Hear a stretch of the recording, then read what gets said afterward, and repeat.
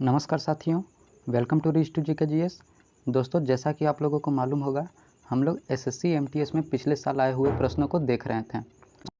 आज की इस वीडियो में हम लोग एसएससी जीडी में आए हुए प्रश्नों को देखेंगे, जो कि पिछले साल पूछे गए थे। ये जितने भी प्रश्न होंगे दोस्तों, ये जीके जीएस से संबंधित प्रश्न हैं, तो आप वीडियो को पूरा ज़रूर देखें दोस्तों। और आज की इस वीडियो में भी हम लोग 100 प्रश्न को सॉल्व करेंगे। तो दोस्तों चलिए वीडियो को शुरू करते हैं।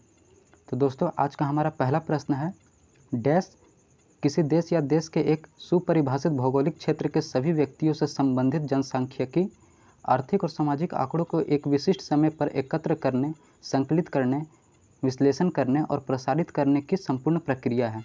तो दोस्तों, दिए गए विकल्पों के अनुसार इस प्रश्न का सही उत्तर है दोस्तों ऑप्शन डी, यानी कि जनगणना। दोस्तों, यह जनगणना की परिभाषा दी गई है। अगला प्रश्न दोस्तों, डैश मुद्रा आपूर्ति के माप का सबसे साधारण रूप है। तो दोस्तों, इस प्रश्न का सही उत्तर है ऑप्शन बी, M3। अगला प्रश्न दोस्तों यह है कि इंडियन पॉलिटी से संबंधित प्रश्न है। न्यायाधीश को हटाने जाने के संबंध में नीचे दिए गए कथन को पूरा कीजिए। भारतीय संविधान। दोस्तों, दिए गए विकल्पों के अनुसार इस प्रश्न का सही उत्तर है ऑप्शन सी, यानी कि न्यायाधीशों को हटाने के लिए बहुत कठिन प्रक्रिया निर्धारित करता है। न्यायाधीशों को हटाने के लिए बहुत कठिन प्रक्रिया निर्धारित करता है। तो दोस्तों, इस प्रश्न का सही उत्तर है ऑप्शन सी।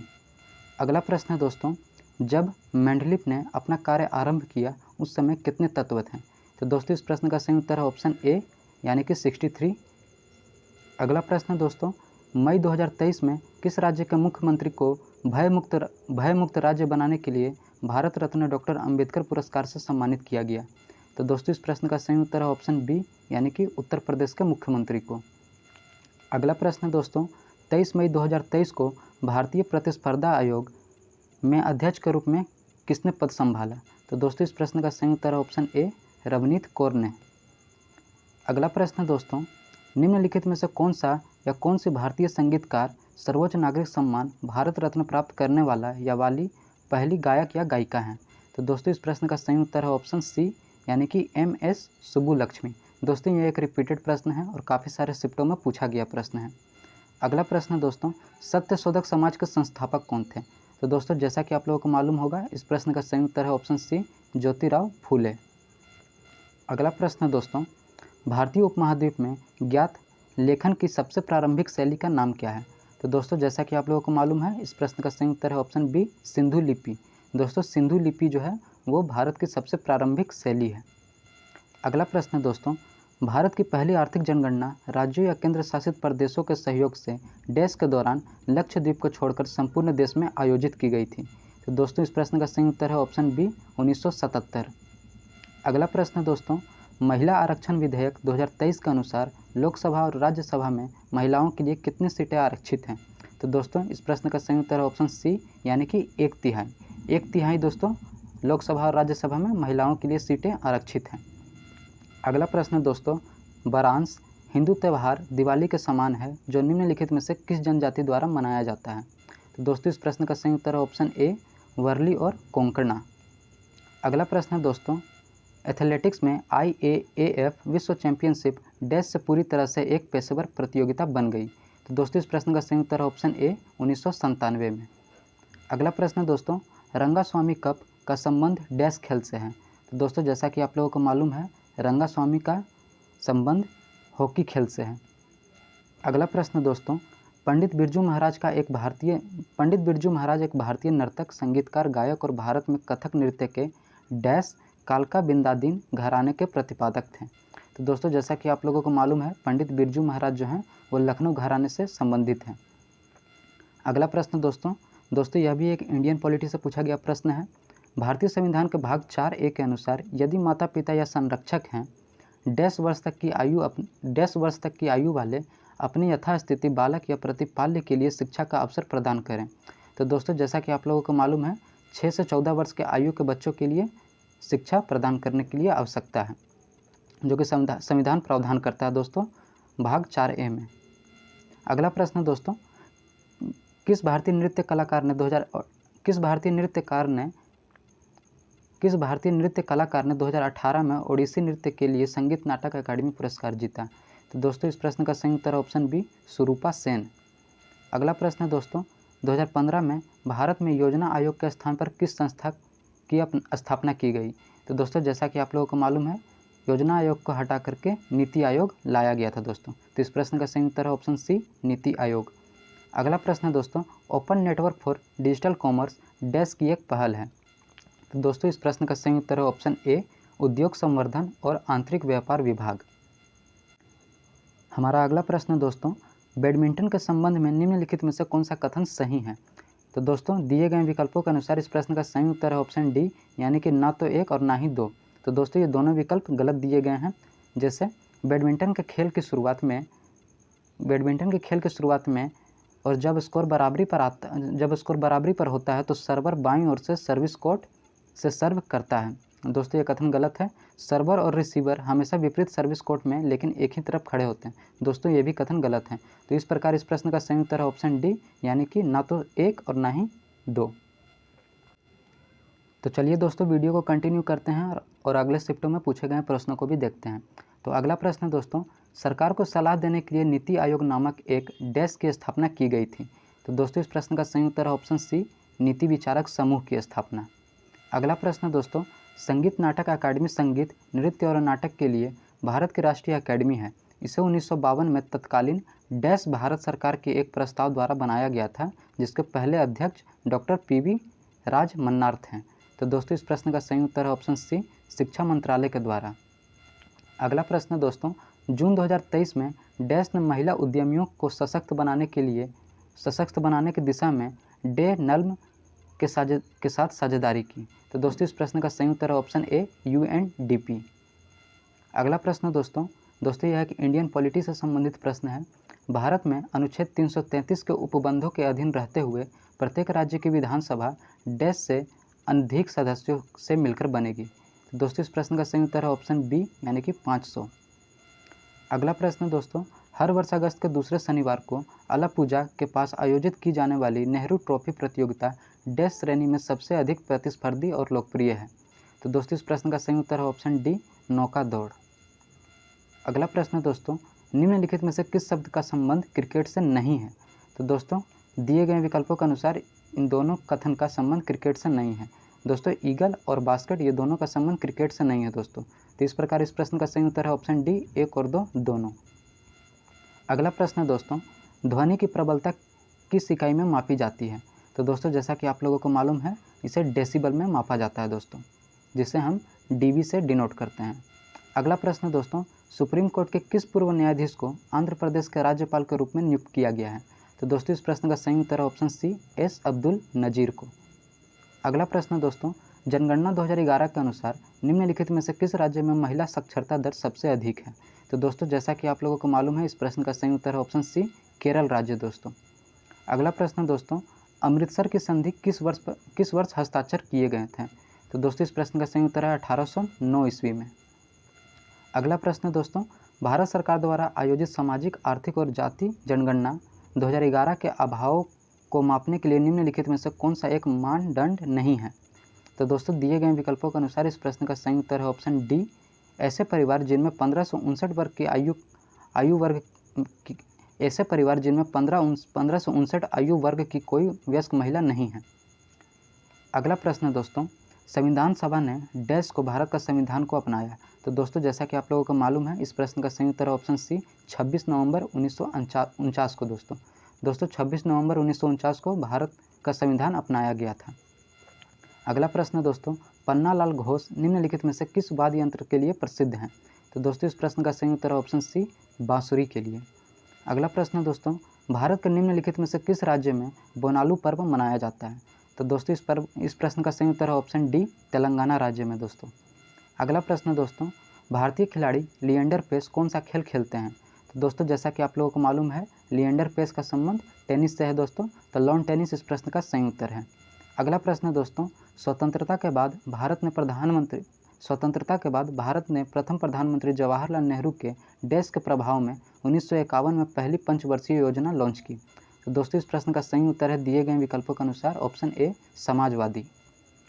अगला प्रश्न दोस्तों, निम्नलिखित में से उत्तर प्रदेश के इंडो फारसी नृत्य शैली का नाम बताइए। तो दोस्तों जैसा कि आप लोगों को मालूम है, इस प्रश्न का सही उत्तर है ऑप्शन सी, कथक। और दोस्तों जैसा कि आप लोग जान रहे होंगे ये काफ़ी रिपीटेड प्रश्न है। कथक का संबंध दोस्तों उत्तर प्रदेश राज्य से है।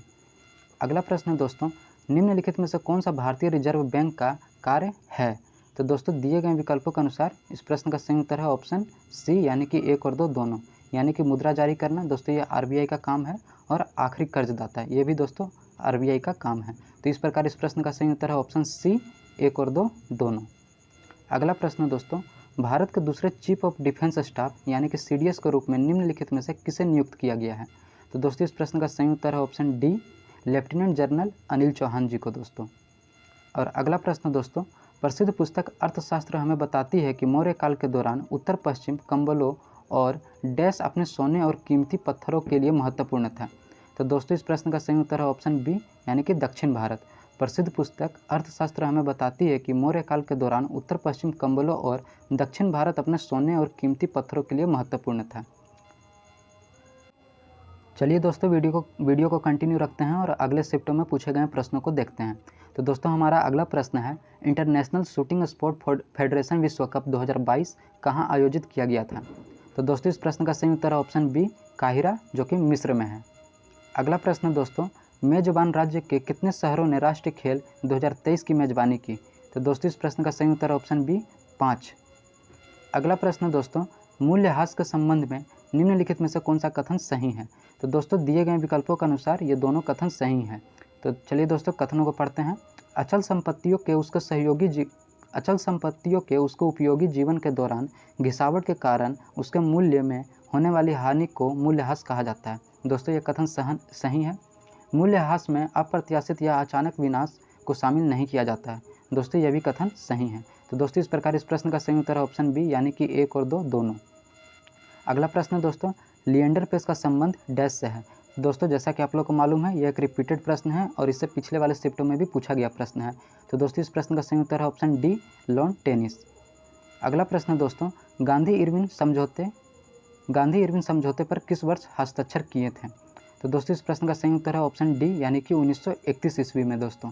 1931 ईस्वी में गांधी और इरविन के बीच समझौता हुआ था दोस्तों। अगला प्रश्न दोस्तों, मैसूर दशहरा भारत के डैश राज्य में एक भव्य उत्सव है जिसमें शाही जुलूस, सांस्कृतिक कार्यक्रम और सजाए गए हाथियों का प्रदर्शन होता है। तो दोस्तों जैसा कि आप लोगों को मालूम है इस प्रश्न का सही उत्तर है ऑप्शन सी, कर्नाटक राज्य दोस्तों। अगला प्रश्न दोस्तों, नवंबर 2023 तक भारतीय मूल के डैश यूनाइटेड किंगडम के गृह सचिव थे? तो दोस्तों इस प्रश्न का सही उत्तर है ऑप्शन ए, सुएला ब्रेवरमैन। अगला प्रश्न दोस्तों, ओलंपिक टेबल टेनिस स्पर्धा में यदि अंक 10/10 पर बराबर हैं तो एक खिलाड़ी को गेम जीतने के लिए डैश अंक की बढ़त के लिए प्रयास करना होगा? तो दोस्तों इस प्रश्न का सही उत्तर है ऑप्शन ए, यानी कि 2 अंक के लिए दोस्तों। अगला प्रश्न दोस्तों, निम्नलिखित में से किस केंद्रीय मंत्रालय ने अमेजन फ्यूचर इंजीनियर प्रोग्राम प्रारंभ करने की घोषणा की? तो दोस्तों इस प्रश्न का सही उत्तर है ऑप्शन ए, जनजातीय कार्य मंत्रालय। अगला प्रश्न दोस्तों, भारत कितने देशों के साथ समुद्री सीमा साझा करता है? तो दोस्तों इस प्रश्न का सही उत्तर है ऑप्शन सी, 2। भारत कितने देशों के साथ समुद्री सीमा साझा करता है? दोस्तों यह विकल्प थोड़ा सा कन्फ्यूजिंग है, आप इसका आंसर एक बार कमेंट जरूर कीजिएगा दोस्तों। अगला प्रश्न दोस्तों, गौतम बुद्ध के संबंध में निम्नलिखित में से कौन सा कथन सही है? तो दोस्तों इस प्रश्न का उत्तर है ऑप्शन डी, 1 और 2 दोनों, यानी कि दोनों कथन सही दिए गए हैं। बौद्ध धर्म के संस्थापक सिद्धार्थ, जिन्हें गौतम के नाम से भी जाना जाता है, का जन्म लगभग 2500 वर्ष पहले हुआ था। गौतम बुद्ध एक छोटे गण से संबंधित थे जिसे शाक्य गण के नाम से जाना जाता है। तो दोस्तों ये भी कथन सही दिया गया है। तो इस प्रकार इस प्रश्न का सही उत्तर है ऑप्शन डी, यानी कि 1 और 2 दोनों। हमारा अगला प्रश्न दोस्तों, हरित क्रांति यानी कि ग्रीन रेवोल्यूशन निम्नलिखित में से किसके आयात पर भारत की निर्भरता को कम करने में सहायक थी? तो दोस्तों इस प्रश्न का सही उत्तर है ऑप्शन सी, यानी कि अनाज दोस्तों। अगला प्रश्न दोस्तों, अगस्त 2023 में केंद्र सरकार ने कैबिनेट सचिव राजीव गौबा को डैश का अतिरिक्त कार्यकाल दिया है जिससे वह भारत के इतिहास में सबसे लंबे समय तक सेवानिवृत्त रहने वाले कैबिनेट सचिव बन गए हैं? तो दोस्तों इस प्रश्न का सही उत्तर है ऑप्शन ए, यानी कि 1 वर्ष का अतिरिक्त कार्यकाल दिया गया है। अगला प्रश्न दोस्तों, संविधान कई तरह से सरकार की शक्तियों को सीमित करता है। सरकार के शासन को सीमित करने का सबसे सामान्य तरीका कुछ डैश को निर्दिष्ट करना है जो हम सभी के पास नागरिक के रूप में है और जिसका उल्लंघन करने की अनुमति किसी भी सरकार को नहीं दी जा सकती। तो दोस्तों इस प्रश्न का सही उत्तर है ऑप्शन बी यानी कि मौलिक अधिकारों का। दोस्तों अगला प्रश्न है दोस्तों, उस्ताद बिंदा खां का संबंध निम्नलिखित में से किस वाद्य यंत्र से है? तो दोस्तों इस प्रश्न का सही उत्तर है ऑप्शन डी सारंगी से। दोस्तों अगला प्रश्न दोस्तों, डैश बुंदेलखंड क्षेत्र की एक जीवंत नृत्य शैली है, इसका प्रदर्शन मृदंग की थाप से शुरू होता है और धीरे धीरे गद्य और काव्यात्मक संवादों के साथ गति पकड़ता है। तो दोस्तों इस प्रश्न का सही उत्तर है ऑप्शन बी संवाग।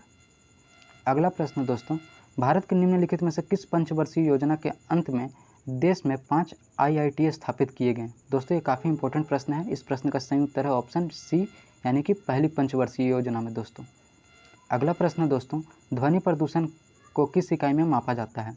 तो दोस्तों यह भी एक रिपीटेड प्रश्न है जो कि पिछले शिफ्ट में पूछा गया प्रश्न है। इस प्रश्न का सही उत्तर है ऑप्शन ए डेसिबल। दोस्तों ध्वनि प्रदूषण को डेसिबल में मापा जाता है।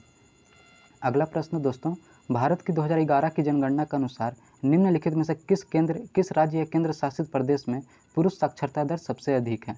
तो दोस्तों इस प्रश्न का सही उत्तर है ऑप्शन बी केरल में। तो इस प्रश्न का सही उत्तर है ऑप्शन बी केरल। अगला प्रश्न दोस्तों, अगस्त 2023 में भारत के निम्नलिखित पूर्व न्यायाधीशों में से किसे सिंगापुर के अंतर्राष्ट्रीय मध्यस्थ पैनल का सदस्य नियुक्त किया गया था? तो दोस्तों इस प्रश्न का सही उत्तर है ऑप्शन ए NV रमना को। तो दोस्तों जैसा कि आप लोग को मालूम होगा, हम लोग हर एक वीडियो में 100 क्वेश्चन को सॉल्व कर रहे हैं। तो चलिए अगले शिफ्टों में पूछे गए प्रश्नों को भी देखते हैं और वीडियो को कंटिन्यू रहने देते हैं। तो अगला प्रश्न दोस्तों, हरित क्रांति यानी कि ग्रीन रेवोल्यूशन की शुरुआत वर्ष 1965 में हुई और डैश पंचवर्षीय योजना 1961 से 1966 के बीच थी। तो दोस्तों इस प्रश्न का सही उत्तर है ऑप्शन बी तृतीय पंचवर्षीय योजना। अगला प्रश्न दोस्तों, जब राज्यसभा के सभापति का पद रिक्त हो तो उसके कर्तव्यों का पालन निम्नलिखित में से किसके द्वारा किया जाएगा? तो दोस्तों इस प्रश्न का सही उत्तर है ऑप्शन ए राज्यसभा के उपाध्यक्ष। अगला प्रश्न दोस्तों, भारत में 11वीं पंचवर्षीय योजना की समय अवधि क्या थी? तो दोस्तों इस प्रश्न का सही उत्तर है ऑप्शन बी यानी कि 2007 से लेकर 2012 तक।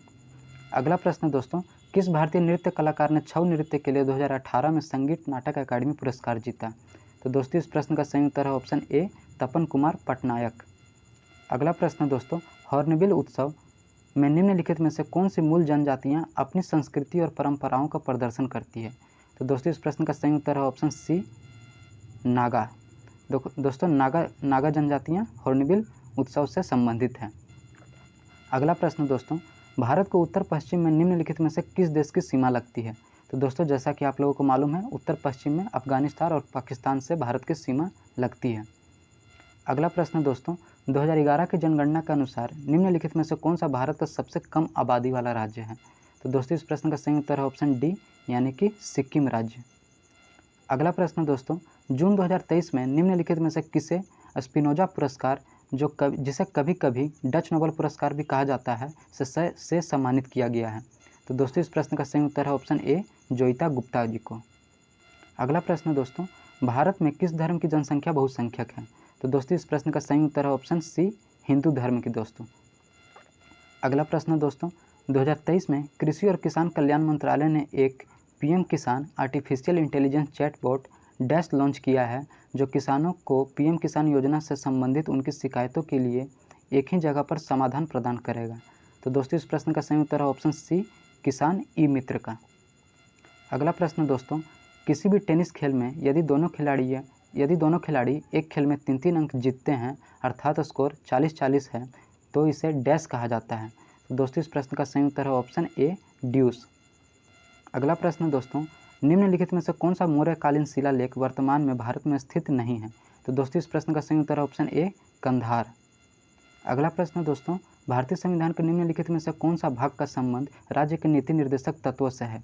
तो दोस्तों जैसा कि आप लोगों को मालूम है, भारतीय संविधान का भाग 4 का संबंध नीति निर्देशक तत्वों से है दोस्तों। और नीति निर्देशक का सिद्धांत जो है दोस्तों, यह आयरलैंड देश से लिया गया है। तो फैक्ट के तौर पर आप इसे भी याद रखें। अगला प्रश्न दोस्तों, बैंकिंग विनियमन अधिनियम कब पारित किया गया था? तो दोस्तों इस प्रश्न का सही उत्तर ऑप्शन सी 1949 ईस्वी में। अगला प्रश्न दोस्तों, मुंडारी नृत्य का संबंध निम्नलिखित में से किस राज्य से है? तो दोस्तों इस प्रश्न का सही उत्तर ऑप्शन डी झारखंड राज्य से। अगला प्रश्न दोस्तों, ये काफ़ी इंपॉर्टेंट प्रश्न है दोस्तों, 2026 एशियाई खेलों की मेजबानी निम्नलिखित में से कौन सा देश करेगा? तो दोस्तों इस प्रश्न का सही उत्तर है ऑप्शन बी, जापान देश। अगला प्रश्न दोस्तों, जलियांवाला बाग हत्याकांड देश के विरोध के परिणाम स्वरूप हुआ। तो दोस्तों जैसा कि आप लोगों को मालूम है, जलियांवाला बाग का हत्याकांड रॉलेट एक्ट के विरोध के परिणाम स्वरूप हुआ। तो इस प्रश्न का सही उत्तर है ऑप्शन सी, रॉलेट एक्ट। अगला प्रश्न दोस्तों, आगा खान कप का संबंध निम्नलिखित में से किस खेल से है। तो दोस्तों इस प्रश्न का सही उत्तर है ऑप्शन डी, यानी कि हॉकी खेल से दोस्तों। अगला प्रश्न दोस्तों, 1866 में एक अंग्रेज वैज्ञानिक जॉन न्यूलैंड्स ने तत्कालीन ज्ञात तत्वों को डैश के क्रम में व्यवस्थित किया। इसे न्यूलैंड्स के अष्टक के नियम के नाम से जाना जाता है। तो दोस्तों इस प्रश्न का सही उत्तर है ऑप्शन डी, बढ़ते परमाणु द्रव्यमान। अगला प्रश्न दोस्तों, पंडित रविशंकर किस वाद्य यंत्र के वादक थे। तो दोस्तों जैसा कि आप लोगों को मालूम है, इस प्रश्न का सही उत्तर है ऑप्शन सी, यानी कि सितार। तो चलिए दोस्तों वीडियो को कंटिन्यू करते हैं और अगले शिफ्ट में पूछे गए प्रश्नों को भी देखते हैं। तो हमारा अगला प्रश्न है दोस्तों, भारतीय खिलाड़ी अनाका अलंकामोनी कौन सा खेल खेलती हैं। तो दोस्तों इस प्रश्न का सही उत्तर है ऑप्शन सी, स्क्वैश। अगला प्रश्न दोस्तों, 9 अगस्त 2023 तक प्रधानमंत्री जनधन योजना के अंतर्गत मध्य प्रदेश में डैश परिवारों का जनधन खाता खुलवाया गया है। तो दोस्तों इस प्रश्न का सही उत्तर है ऑप्शन बी, 100%। अगला प्रश्न दोस्तों, सापेक्षता का सिद्धांत के साथ, दोस्तों ये सापेक्षता का सिद्धांत एल्बर्ट आइंस्टाइन से संबंधित है।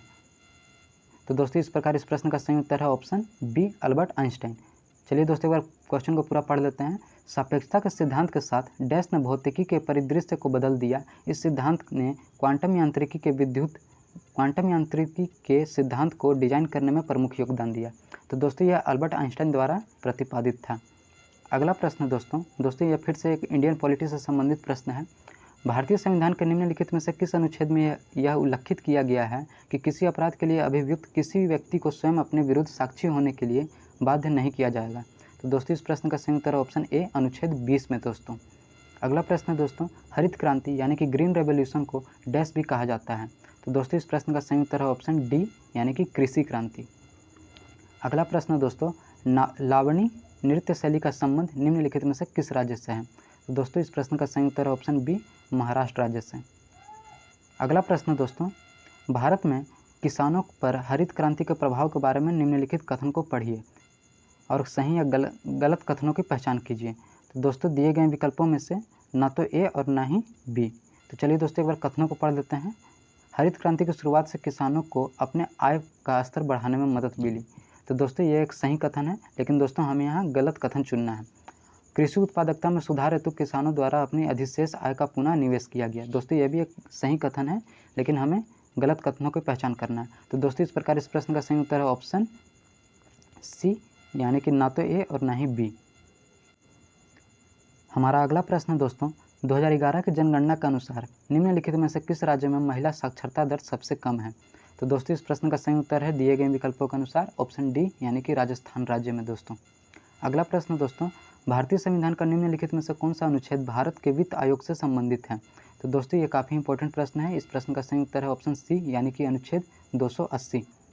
अगला प्रश्न दोस्तों, दलीप ट्रॉफी का संबंध डैश से है। तो दोस्तों जैसा कि आप लोगों को मालूम होगा, क्रिकेट से संबंधित है। अगला प्रश्न दोस्तों, हर्षवर्धन का राजवंश कितने विशिष्ट प्रकार के प्रदेशों में विभाजित था। तो दोस्तों इस प्रश्न का सही उत्तर है ऑप्शन डी, यानी कि 2। अगला प्रश्न दोस्तों, निम्नलिखित में से कौन सा भारत में नृत्य के लिए दिया जाने वाला सर्वोच्च पुरस्कार है। तो दोस्तों इस प्रश्न का सही उत्तर है ऑप्शन ए, संगीत नाटक अकादमी पुरस्कार। अगला प्रश्न दोस्तों, महाराष्ट्र सरकार द्वारा शुरू किए गए उद्योग रत्न पुरस्कार 2023 से किसे सम्मानित किया गया। तो दोस्तों इस प्रश्न का सही उत्तर है ऑप्शन ए, रतन टाटा जी को। अगला प्रश्न दोस्तों, किस खेल में प्रतिभागियों को फ्यूजलिस्ट कहा जाता है। तो दोस्तों इस प्रश्न का सही उत्तर है ऑप्शन डी, मुक्केबाजी में। अगला प्रश्न दोस्तों, लद्दाख और तिब्बती समुदायों में मनाया जाने वाला लोसार त्यौहार डैश का प्रतीक है। तो दोस्तों इस प्रश्न का सही उत्तर है ऑप्शन डी, नए वर्ष के त्यौहार। हमारा अगला प्रश्न दोस्तों, निम्नलिखित में से कौन से पड़ोसी देश भारत का हिस्सा हुआ करते थे। तो दोस्तों इस प्रश्न का सही उत्तर है ऑप्शन ए, यानी कि पाकिस्तान और बांग्लादेश। दोस्तों पाकिस्तान और बांग्लादेश एक समय भारत का ही हिस्सा थे।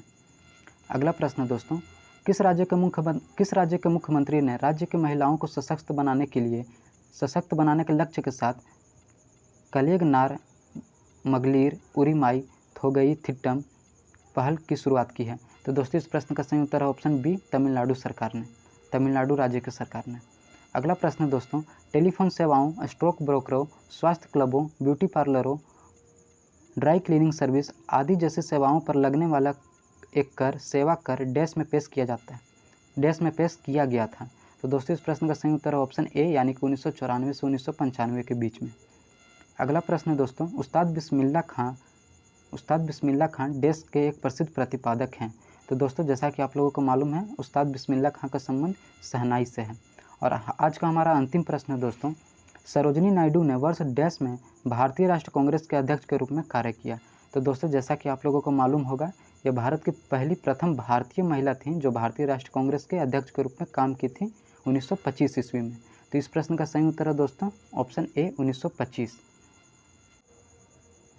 तो दोस्तों जैसा कि आप लोगों ने देखा होगा, हम लोगों ने आज की इस वीडियो में भी 100 प्रश्नों को सॉल्व किया है और आगे आने वाली वीडियोस में भी हम लोग जीके जीएस से संबंधित महत्वपूर्ण प्रश्नों को देखेंगे दोस्तों। और कोशिश करेंगे दोस्तों कि जितने भी इम्पोर्टेंट प्रश्न हैं, खास करके जीके जीएस से संबंधित, उन्हें हम बेहतर तरीके से रिवाइज कर सकें। और दोस्तों अगर आप एसएससी एमटीएस हो, सीएचएसएल हो, सीजीएल हो या फिर जीडी हो या किसी प्रकार का कोई अन्य एग्ज़ाम भी हो दोस्तों, अगर आप किसी चीज़ की तैयारी कर रहे हैं तो आप इसे ज़रूर देखें, अपने दोस्तों के साथ शेयर ज़रूर करें दोस्तों, और नोट्स बनाएं दोस्तों। नोट्स बनाने से क्या होगा दोस्तों, आप लोगों को रिवीजन बहुत कम समय में हो जाएगा। तो मेरा यह सुझाव रहेगा दोस्तों कि आप लोग नोट्स ज़रूर तैयार करें। और दोस्तों ऐसे ही वीडियो को देखते रहें। अगर वीडियो पसंद आती हो तो इसे लाइक ज़रूर करें दोस्तों। लाइक करने से दोस्तों मुझे यह समझ में आएगा कि आप लोगों को वीडियो समझ में आ रही है। और दोस्तों ये वीडियो कंटिन्यू आते रहेंगे। और अगर चैनल को सब्सक्राइब नहीं किया दोस्तों तो सब्सक्राइब कर लो दोस्तों, और अपने फ्रेंड्स के साथ शेयर करना ना भूलें दोस्तों। वीडियो कंटिन्यू आते रहेंगे। वीडियो देखने के लिए बहुत बहुत धन्यवाद साथियों।